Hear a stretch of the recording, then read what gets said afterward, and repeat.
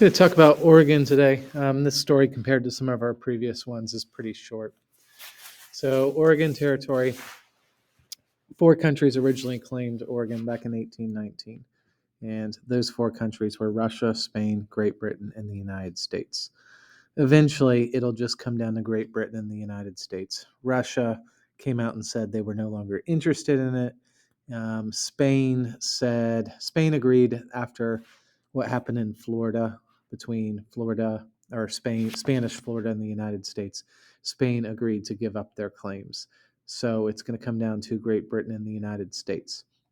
Then it talked about how Lewis and Clark traveled west. When they traveled west, they went through what would be Oregon Territory. At the time, it wasn't a country, it was claimed by those four.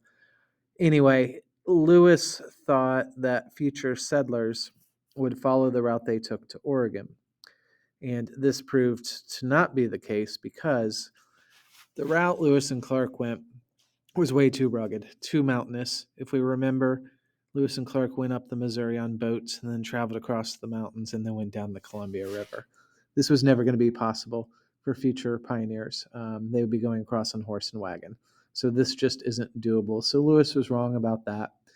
Fast forward 1824, a man, Jedediah Smith, he was a fur trapper who was out in the Rockies, and he actually found a quicker and easier way to get through the Rocky Mountains for future settlers.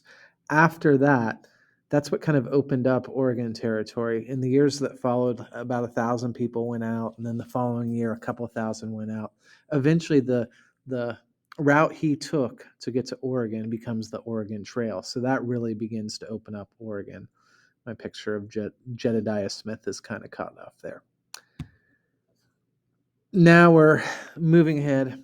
Now it's 1845. Polk comes into office.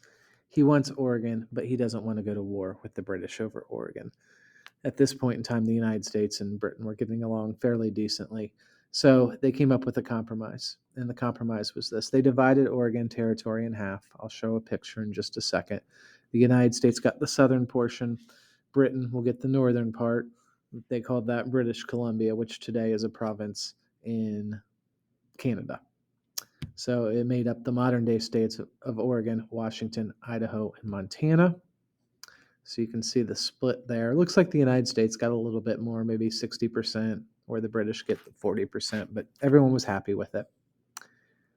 Moving on, we now need to fill in our maps. I believe this is going to be number 6 on your map. You can title it either Oregon Country or Oregon Territory. It's the same thing. Our date's 1846. There's the how. You don't have to write that on the map. You have that in your notes. Final thing you need to do is turn over your maps to the chart. Question is, was the United States how they justified let's start over. Was the United States justified in how they got Oregon? Justified having good or fair reasons? You're going to rank it. I'll show you the scale in just a second. And on that chart for Oregon country, go ahead and write your explanation on whether you think the U.S. was justified or not. No right or wrong answers. There's your scale.